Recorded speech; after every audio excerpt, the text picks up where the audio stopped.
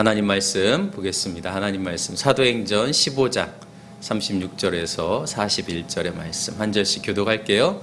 41절은 함께 봉독하겠습니다. 며칠 뒤에 바울이 바나바에게 말하기를 우리가 주의 말씀을 선포한 여러 도시로 신도들을 다시 찾아가서 그들이 어떻게 지내고 있는지를 살펴봅시다 하였다.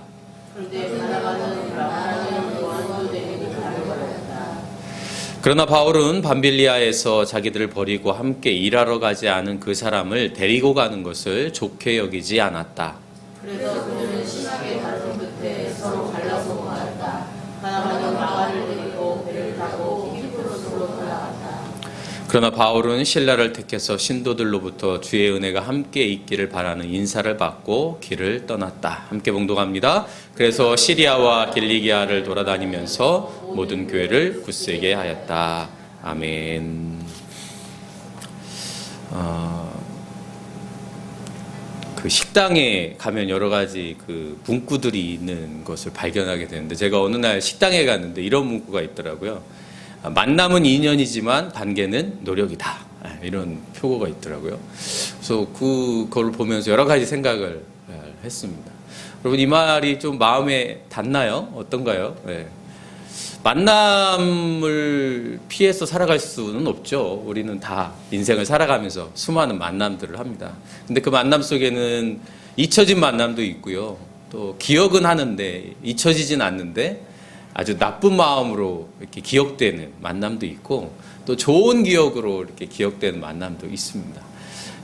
만남은 인연이라고 하는 말은 아마 우리의 마음대로 할 수 없는 부분이 있기 때문에 그렇겠죠. 가족도 사실 만남이라고 하는 측면에서 보면 우리가 원해서 또는 우리가 뭐 선택해서 만나는 만남은 아닌 거죠. 그래서 선택할 수 있는 만남이 있는가 하면 선택할 수 없는 만남도 세상엔 참 많습니다. 예를 들면 선생님이 학생을 선택한다? 이런 거 쉽지 않잖아요. 이런 것처럼 우리의 인생 가운데 있어서 만남은 정말 중요한 주제 가운데 하나죠. 그런데 그런 만남이 지속되어지고 또 좋은 기억으로 우리에게 남기 위해서는 노력해야 된다라고 하는 말이겠죠. 가족들도 노력해야 됩니다. 부부도 노력해야 되고요. 부모와 자녀 사이도 마찬가지입니다. 노력하지 않으면 그 만남과 관계가 깨지기도 하고 힘들어지기도 합니다. 그래서 우리 안에 벌어지는 수많은 만남들 속에서 우리가 어떻게 그 만남을 아름다운 영향력으로 열매로 맺어갈 수 있는가라고 하는 부분들은 신앙의 삶을 살아가는 데 있어서도 굉장히 중요한 부분이죠. 왜냐하면 교회는 기본적으로 만남이 전제되어져 있습니다. 그래서 교회 안에도 여러분도 경험해 보시지만 수많은 갈등과 또 마음의 부딪힘, 이런 것들이 굉장히 많이 존재해요. 그러한 관계 속에서 과연 우리는 어떤 만남을 가져야 할까? 가끔은 저 사람과는 내가 안 만났어야 되는데 잘못된 만남처럼 느껴지는 경우들도 있죠. 아마 야곱에게 외삼촌 라반은 그러한 존재였는지 모르겠습니다.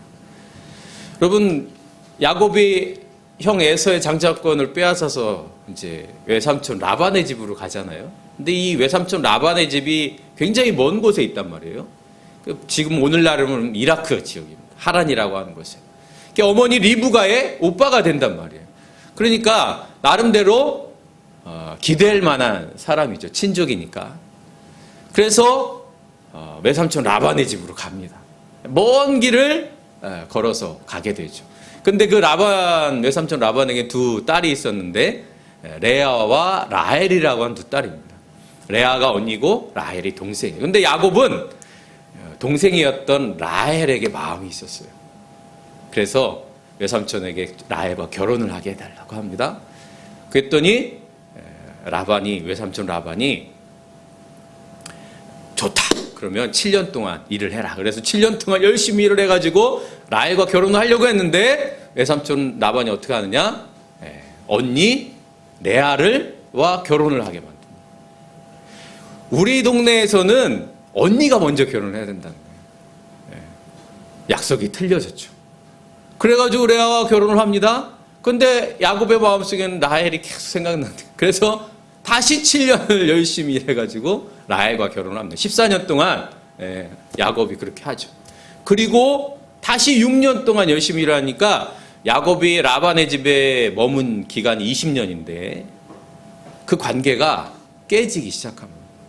아까 말씀드렸지만 자기가 사랑하는 아내 여성을 얻기 위해서 열심히 애쓰고 노력하고 그랬는데 외삼촌 라반이 속였잖아요. 그리고 10번이나 품삯을 속입니다. 바꿔내는 거예요. 원래 뭐 100만 원 주기로 했는데 80만 원만 주고 다음에 또 하면은 120만 원 줄게 뭐 이런 식으로 한 10번을 품삯을 바꿔냅니다. 그래가지고 야곱이 화가 나요. 여러분 참 어려운 게 뭐 어떤 공사든 뭐든 이게 아는 사람 통해서 했을 때 문제가 생기는 경우들이 많아요. 모르는 사람한테 공사를 맡기면 잘못되면 따지기도 하고 법적으로 막 어떻게 하는데 아는 사람한테 했을 때 뭔가 문제가 생기면 따지기도 어렵고 뭐 돈도 받아내기도 어렵고 그렇다고 고소고발하기도 어렵고 여러 가지 어려움들이 생깁니다. 그래서 아는 사람과 일할 때는 굉장히 신중하고 조심해야 하죠. 아마 야곱의 입장에서 보면 외삼촌 라반 믿고 저 먼 데서 거기까지 찾아갔는데 자기를 속이고 또 딸도 속여서 결혼시키고 뭐 이런 여러 가지 일들을 경험을 하니까 야곱이 화가 났겠죠. 그래가지고 야반도주를 합니다. 그래서 레아와 라헬을 데리고 가나안 땅으로 오게 되죠. 결국 성경에 보면 야곱과 라반이 그 이후에 만난 장면은 없습니다. 야곱의 인생 가운데 그 20년이라고 하는 시간을 생각해 보면 뒤돌아보면 내가 그때 라헬과 레아 두 아내도 얻고 또 많은 부도 얻었지만 그 외삼촌 라반은 보기 싫어 뭐 이런 생각이 들지 않았을까 그런 생각이 들어요. 이처럼 우리는 그 믿었던 사람에게 때로는 배신당하기도 하고 뒤통수 맞기도 하고 그런 일들이 우리의 삶 가운데 비일비재합니다. 아마 여러분 가운데 그런 분들 계실 수도 있죠. 그럴 때마다 마음이 아프고 그런 사건들이 생길 때마다 다른 사람이 그런 일을 겪거나 드라마에서 영화에서 그런 일들을 볼 때마다 그때 기억이 막 떠올라가지고 괴롭고 힘듭니다. 우화 가운데에서도 잘못된 만남처럼 보이는 만남이 있는데 바로 토끼와 거북이입니다. 여러분 토끼와 거북이 경주를 하게 되잖아요. 근데 이 경주를 하게 된 이유가 토끼가 거북이를 놀렸기 때문이에요. 그래서 오기가 생겨가지고 거북이가 그럼 한번 나하고 달리기 한번 하자는 거죠. 그런데 토끼와 거북이는 사실은 이게 우화라서 그렇지 만날 수 없는 만남입니다. 너무 차이가 많이 나죠. 토끼가 포유류잖아요. 종이 달라요. 거북이는 파충류. 우리 생물학 선생님 앞에서 제가 달라요. 종이. 존재가 다릅니다. 사는 것도 다르죠. 산과 바다에서 살잖아요. 잘하는 것도 다릅니다.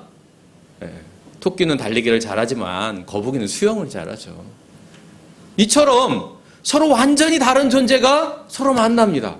그리고 경주를 하게 되죠. 우리는 이 결말을 잘 압니다. 거북이가 이기죠. 물론 이 이야기가 주는 교훈은 분명히 있습니다. 그런데 신영복 선생님은 감옥으로부터의 사색에서 이렇게 이 이야기를 해석해요. 토끼가 거북이를 조롱하고 무시한 것은 잘못됐다. 그리고 거북이가 졸고 있는 토끼를 깨우지 않고 혼자 지나간 것도 잘못됐다.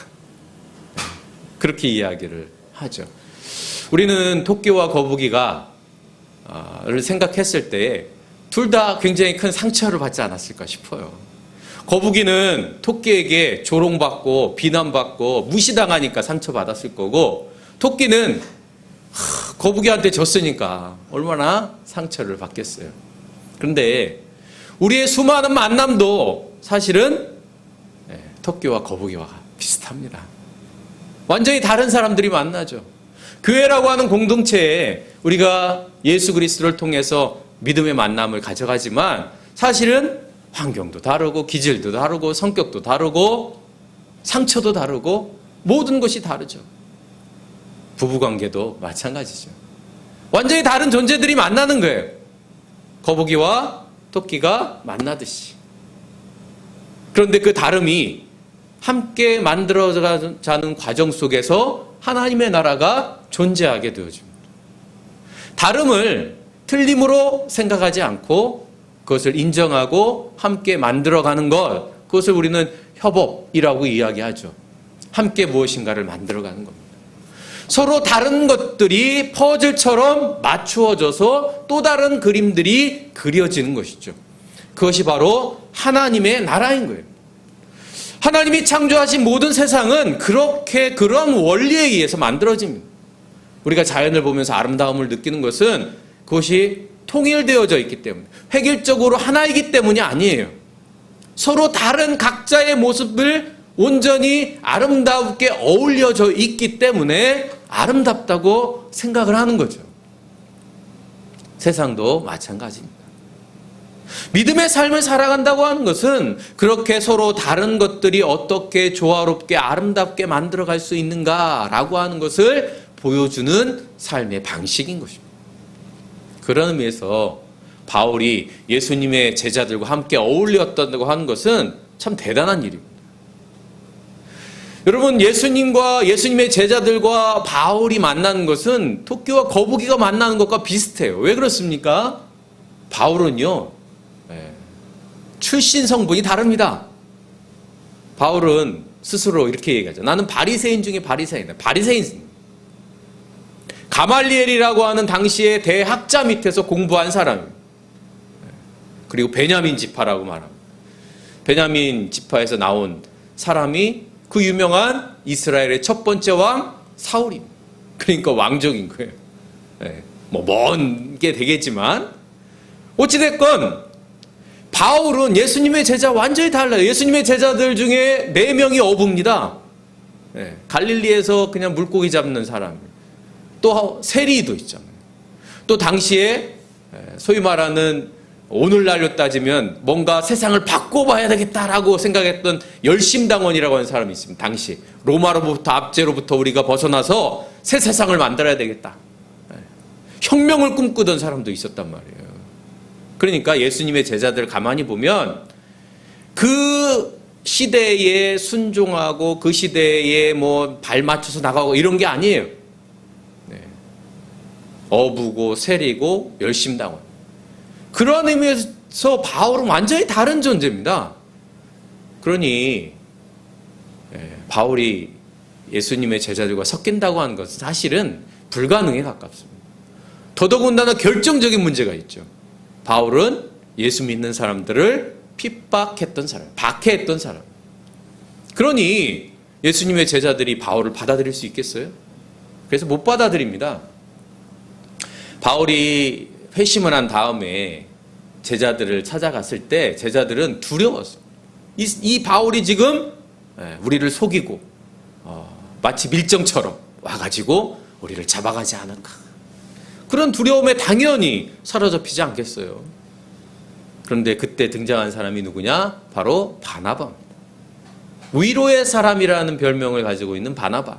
바나바가 당시에 예수님의 제자들과 친분이 있었고 친했나 봐요. 관계가 좋았나 봐요. 바울을 데리고 갑니다. 그리고 바울을 소개하죠. 우리도 가끔 그런 경험들이 있지 않습니까? 저 사람 때문에는 내가 못 만나도 그 사람을 소개한 사람 때문에 만나는 경우들이 있죠. 그 사람을 신뢰하기 때문에 그래도 그래, 저 사람은 만나봐야지. 이런 경우들이 우리는 있습니다. 바나바가 바울과 예수님의 제자 사이에서 중재 역할을 했고, 그리고 그래서 바울과 바나바와 예수님의 제자들이 교제를 하게 되어집니다. 그러니까 바울에게 바나바는 정말 귀한 사람이고 귀한 만남이죠. 특별히 1차 전도여행을 함께 떠났습니다. 1차 전도여행을 떠나면서 비시디아, 안디옥, 이고니온 이렇게 지나가는 거예요. 근데 우리가 아는 것처럼 박해를 받고 돌에 맞아 죽을 뻔합니다. 그러니까 바울과 바나바가 함께 복음을 전하는 이 모든 과정들 속에서 그들은 마치 전우처럼, 전우회가 생길 법도 한 것이죠. 바울과 바나바가 경험했을 수많은 어려움과 또 기쁨, 복음을 전했을 때 그들이 열매를 맺고 그들이 기뻐하고 변화되어진 것을 함께 경험하고 느끼고 이런 것들이 얼마나 좋겠습니까? 사실 같은 직업을 가지고 있는 사람들끼리는 그런 경험들이, 그런 소통이 있잖아요. 목사님들도 마찬가지입니다. 목사님들이 만나면 뭐 교회 얘기도 하고 그런 여러 가지 신앙의 이야기들을 할 때 공감되어지는 부분들이 있단 말이죠. 선생님들도 마찬가지고 사업하는 분도 마찬가지고 그럴 거예요. 그 세대와 그 직업에 가지고 있는 공감하는 영역들이 있는 거죠. 그런 의미에서 바울과 바나바가 가졌을 그 소통, 또 공감, 또 서로에 대한 이해, 이런 것들이 얼마나 깊었겠습니까? 그런데 우리도 그런 경험을 하지만 늘 친했던 사람들이 문제가 생기죠. 바울과 바나바에게도 문제가 생겼습니다. 그렇게 같이 동고동락하면서 어려움도 기쁨도 슬픔도 아픔도 괴로움도 같이 했던 바울과 바나바가 마가라고 불리는 요한이라고 하는 사람 때문에 문제가 생겼던 거죠. 생기지 않았으면 좋았을 이 문제가 생깁니다. 바로 2차 전도 여행을 떠날 때에 이 마가라는 요한을 데리고 가야 되느냐 말아야 되느냐, 이것 때문에 갈등이 생깁니다.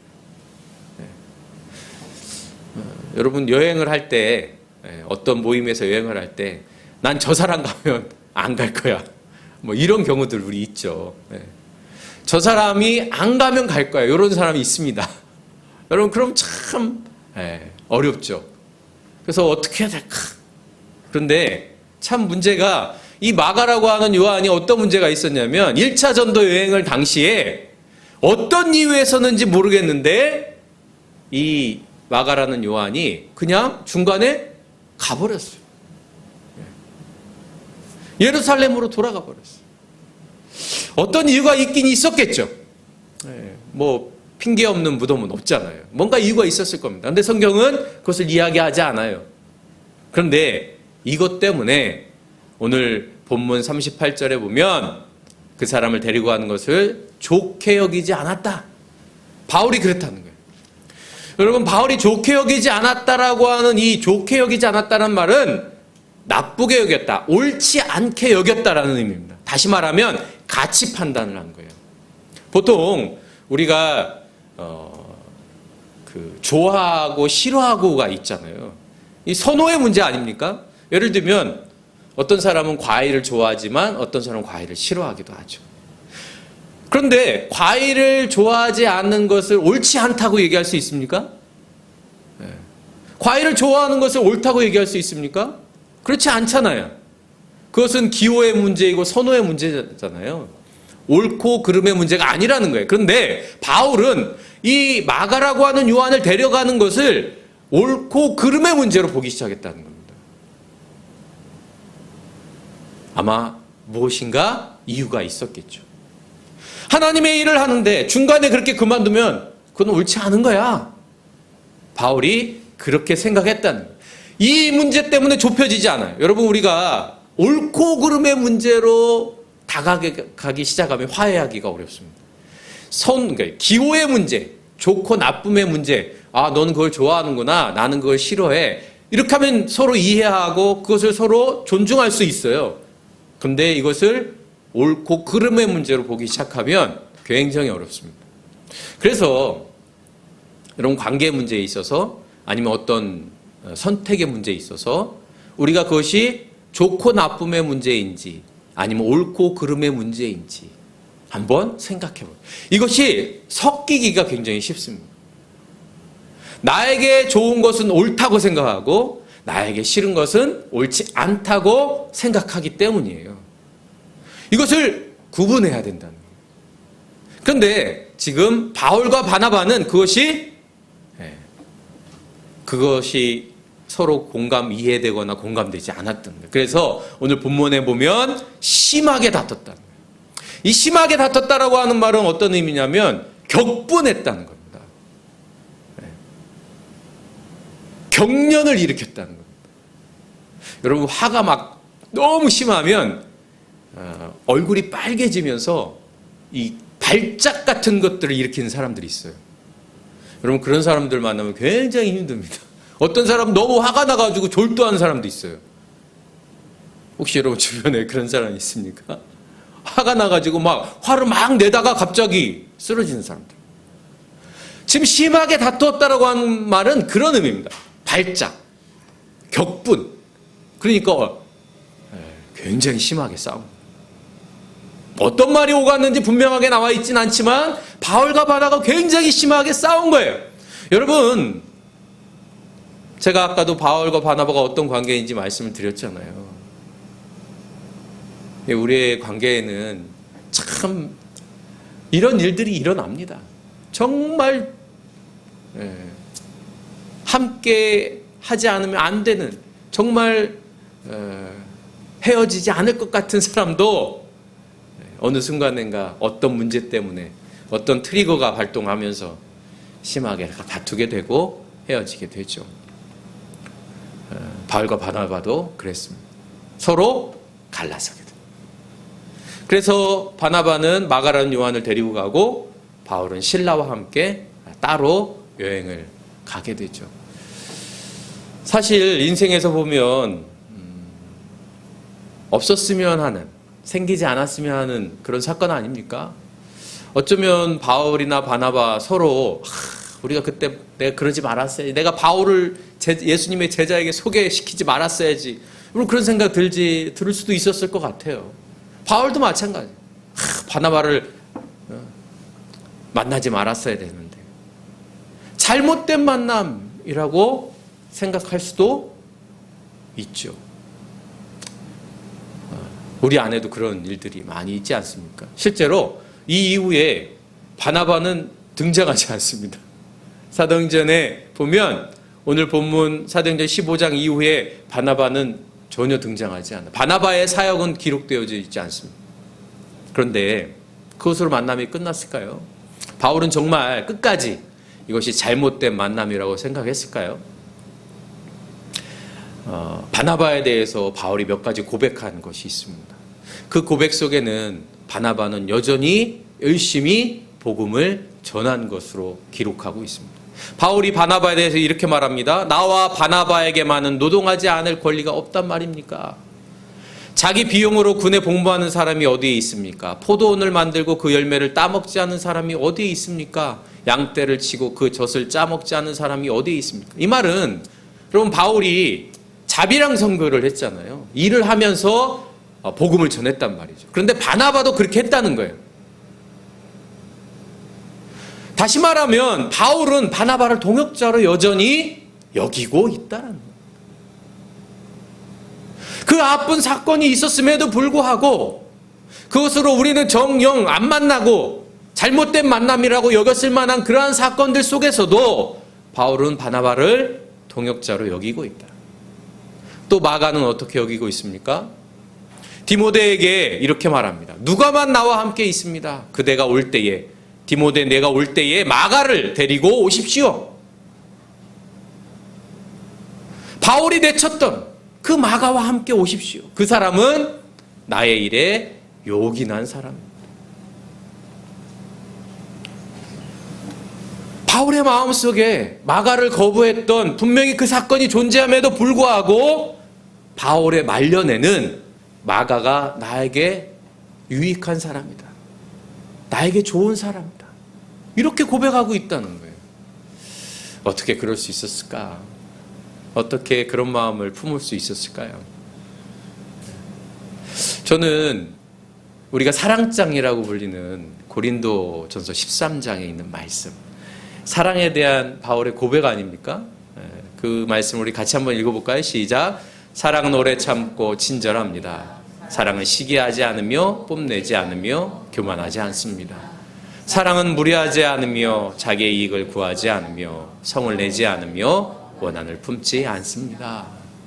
여러분, 이 고백이 바울의 그냥 고백이 아닌 것 같아요. 자기가 격분해서 정말 너무 심하게 화를 내서 마가와 함께 할 수 없다. 그렇게 했음에도 불구하고 그 이후에 바울이 어떠한 성찰을 했는가? 내가 그때 잘못했구나.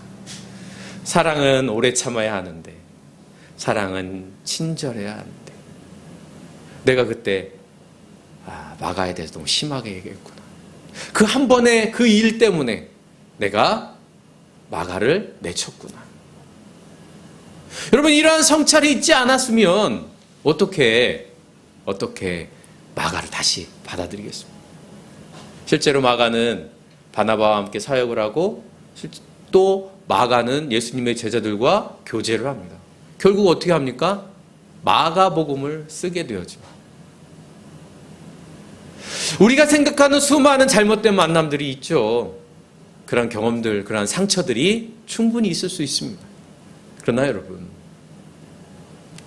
그 만남이 우리가 생각하는 것처럼 아무런 열매가 없는 만남이 되지 않기 위해서 우리는 어쩌면 바울처럼 깊은 고민과 성찰을 해야 되는지 모르겠습니다. 관계는 노력이라고 하는 말처럼 끊임없이 스스로를 생각하면서 내가 그 사건 속에, 그 만남 속에, 그 대상 속에 어떠한 것을 했는가? 어떠한 일을 했는가? 끊임없이 성찰하지 않으면 우리는 그 잘못된 만남을 통해서 좋은 열매를 맺을 수 없는 거죠. 어쩌면 바울과 바나바가 잘못된 만남으로 끝날 그 만남이 지속되어지고, 그리고 그것을 통해서 하나님의 나라가 확장되어지고, 서로 갈라섰지만 서로의 영역 속에서 또 다른 하나님의 그림들을 그려나갈 수 있었던 이유는 그렇게 믿음 안에서 스스로를 살폈기 때문이 아닌가, 그런 생각을 하게 됩니다. 지난 금요일에 백상예술대상 시상식이 있었어요. 거기에 방송 대상하고 영화 대상이 있었는데, 영화 대상은 유해진이라고 하는 배우가 받았고, 방송 대상은 유승용이라고 하는 배우가 받았습니다. 근데 유승용과 유해진은 예전부터, 굉장히 오래전부터 알고 지냈던 사이더라고요. 여러분, 난타 아십니까? 난타? 예. 이 유승용 배우가 그 난타 출신이잖아요. 그래서 그 당시에 유해진도 난타를 했대요. 예. 그래서 뭐 미국에 있는 어떤 극장에 포스터 붙이러 다니고, 조치원에 있는 뭐 비대 이런 데서 노동도 하고. 그러니까 예전에 연극 배우들은 막 그 노동 해가지고 그래서 또 연극도 하고 막 이랬잖아요. 그러니까 유해진과 같이 정말 힘들게 일을 했던 사람인 거죠. 근데 유승용이 어떤 것으로, 어떤 작품으로 그 대상을 받았냐면, 서울 자가의 대기업 다니는 김 부장 이야기라고 하는 것으로 대상을 받았는데, 아주 인상 깊은 수상 소감을 이야기하더라고요. 여기서 이 인물의 이름이 낙수잖아요. 낙수. 김낙수 부장. 그것을 빗대어서 이렇게 말합니다. 이름도 떨어지는 물입니다. 그 물이 떨어지면 모든 것이 끝장날 줄 알았는데, 그 물이 흘러서 시냇물이 되고 강물이 되고 바다로 흐르게 됩니다. 그곳으로 흐르는 김낙수가 될 수 있었던 건 아내 하진이의 고생했다 김 부장. 드라마에 보면 잘려가지고 집에 어깨 축 처진 김 부장, 김낙수가 들어오니까 아내가 씩씩하게 고생했다 김 부장 하면서 안아주는 장면이 있습니다. 이 따뜻한 말 한마디였다. 떨어지는 것으로 끝나는 인생인 줄 알았는데 시냇물과 강물과 바다로 갔다. 그리고 그렇게 할 수 있었던 이유는 고생했다 김 부장이라고 말하는 그 아내의 그 한마디였다. 누군가를 살리는 건 멀리 있는 것이 아니라 진심을 담은 한마디. 미안해, 괜찮아, 고마워, 사랑해, 그럴 수 있지. 이런 따뜻한 말 한마디가 아닌가, 이렇게 수상소감을 이야기하더라고요. 야, 참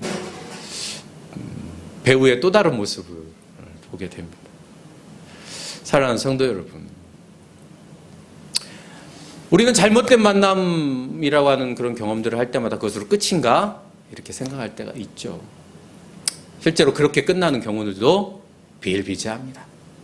그러나 그것이 그냥 그대로 끝나지 않으려면 시냇물과 강물과 바다로 가기 위해서는 누군가의 따뜻한 말 한마디도 필요하고 또 옆에 있는 사람들의 격려와 위로도 필요하고 또 스스로 시냇물과 강물과 바다로 가기 위한 스스로의 성찰도 필요한 거죠. 저는 바울의 모습을 보면서 바울이 여러분 얼마나 스스로 바리새인이라고 하니까 얼마나 고집도 세고 또 원칙적이고 율법적인 그런 것들이 여러분 하루아침에 바뀌겠습니까? 예수 믿었다고 여러분 회개했다고 하루아침에 바뀌나? 그렇지 않아요. 아마도 그의 사역을 다는 모르겠지만 그러한 기질과 그러한 성격은 고스란히 있었을 겁니다. 그럼에도 불구하고 바울이 하나님의 나라의 그림을 그 퍼즐을 맞출 수 있었던 이유는 그런 잘못된 만남이라고 여겨졌던 그런 사건들 속에서도 끊임없이 하나님의 뜻을 바라보고 또 스스로를 성찰하며 그래서 하나님의 나라를 그리기 위해서 끊임없이 노력한 그런 모습이 있었기 때문이지 않을까. 오늘 우리에게 있는 수많은 만남들이 있습니다. 때로는 힘들고 어렵죠. 때로는 선택할 수 없는 만남들이기 때문에 억지로 하기도 합니다. 그러나 여러분, 그 속에서 아름다운 열매를 맺어가실 수 있기를 바랍니다. 그 속에서 주님께서 주시는 은혜를 경험하실 수 있기를 바랍니다. 그래서 시냇물이 되고 강물이 되고 바다가 되어서 또 다른 누군가에게 미안해, 괜찮아, 사랑해, 고마워, 그럴 수 있지. 그렇게 이야기하는 저와 여러분이 되어서 이 5월 여러분의 가정에 우리의 삶 속에 하나님의 은혜가 충만한 그런 한 달이 되실 수 있기를 주님의 이름으로 축복합니다.